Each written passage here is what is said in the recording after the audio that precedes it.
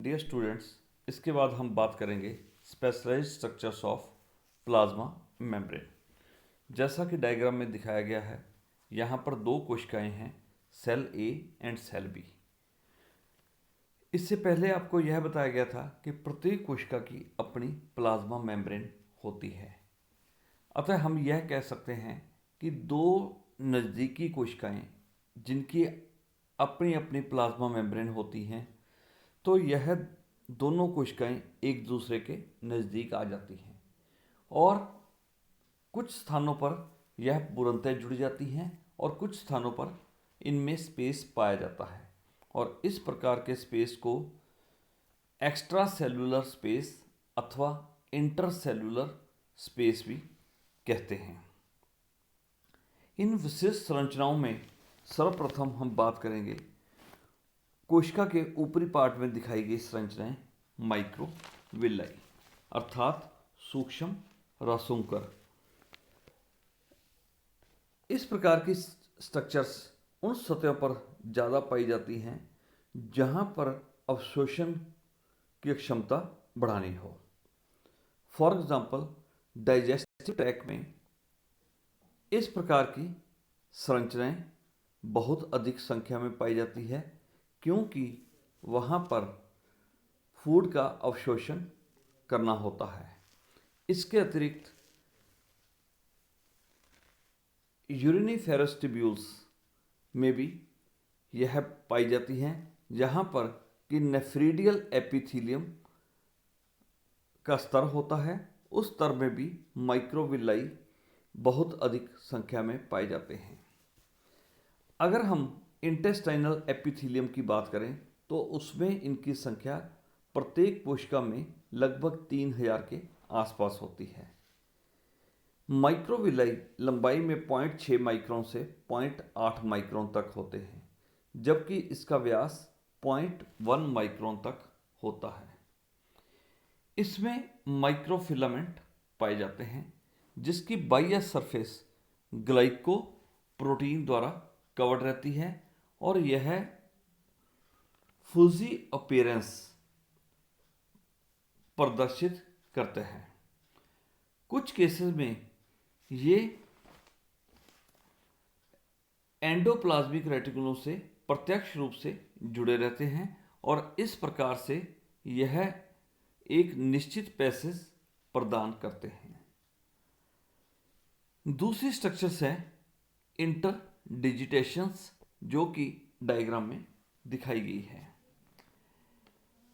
कभी कभी संलग्न कोशिकाओं की प्लाज्मा मेम्ब्रेन उंगलीनुमा प्रवर्ध के समान संरचनाएं निकली रहती हैं, जिन्हें इंटरडिजिटेशंस कहते हैं और इसके द्वारा एक कोशिका दूसरी कोशिका से नज़दीक संपर्क बनाए रखते हैं।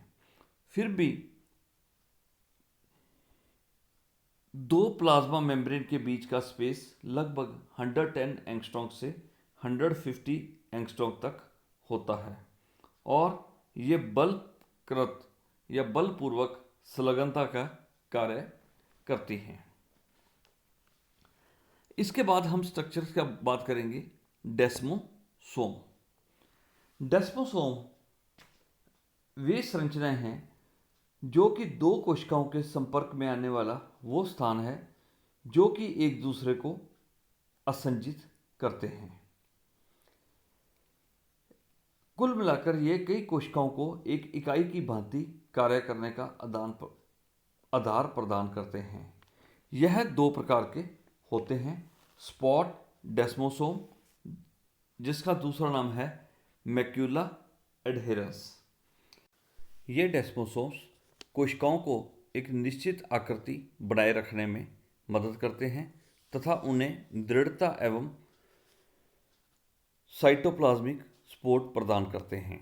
ये उन स्थानों पर अधिक पाए जाते हैं जहाँ पर कि मैकेनिकल स्ट्रेस अधिक पड़ता है, जैसे कि वेजाइनल एपिथीलियम।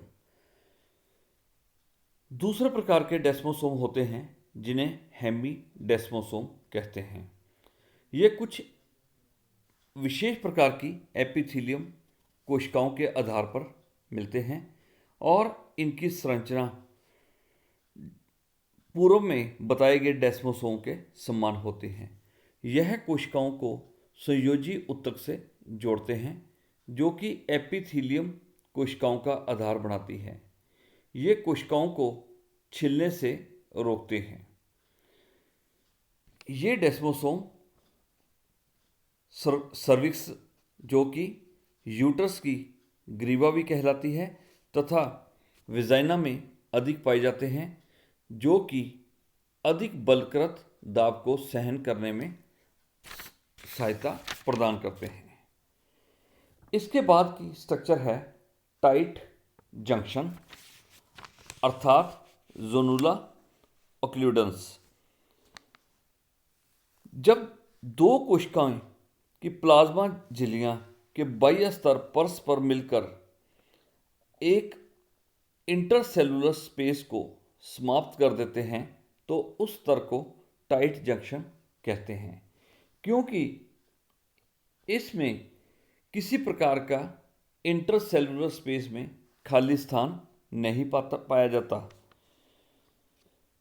ये विशेष स्थल का निर्माण करते हैं जो कि ल्यूमन के भीतर तथा ल्यूमन के बाहर द्रव्य को आने जाने में रोकते हैं। ये इंटरसेलुलर स्थल के वातावरण को बनाए रखने में भी मदद करते हैं जो कि अन्य कोशिकाओं से भिन्न होता है। टाइट जंक्शन विभिन्न प्रकार की फिजियोलॉजिकल क्रियाओं में बाधा बनते हैं जो कि इंटीग्रल प्रोटीन को दूसरी सतह पर गमन से रोकते हैं और ये विद्युत के कुचालक भी होते हैं। लास्ट है गैप जंक्शन और कम्युनिकेशन जंक्शन। यह स्ट्रक्चर मुख्यतः स्ट्रेटेड मसल्स में पाई जाती है और यह ब्लड सेल्स को छोड़कर सभी साधारण कोशिकाओं के मध्य पाए जाते हैं और कम्युनिकेशन का कार्य करती हैं।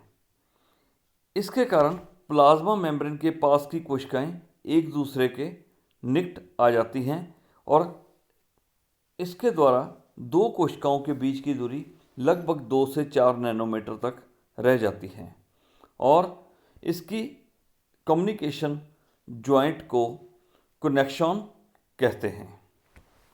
इसके मुख्य कार्य निम्न हैं। यह बाह्य दाब से कोशिकाओं को बचाते हैं तथा दूसरा कार्य है यह आपस में जुड़ने वाली कोशिकाओं के बीच में आयनों का आवागमन तथा इलेक्ट्रिकल कंडक्टिविटी में मदद करते हैं। Thank you very much.